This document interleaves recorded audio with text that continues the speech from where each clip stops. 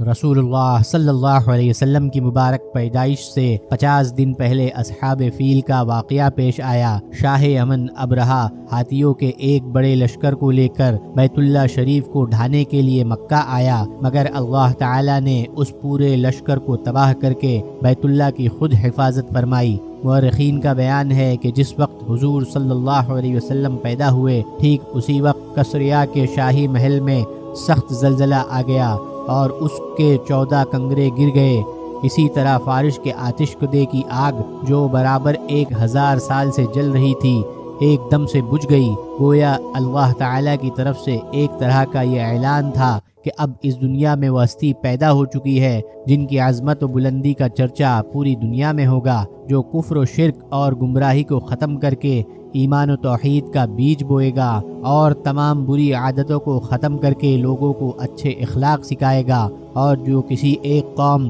قبیلہ، خاندان اور ملک کا نہیں بلکہ قیامت تک کے لیے پوری دنیا کا ہادی و پیغمبر ہوگا۔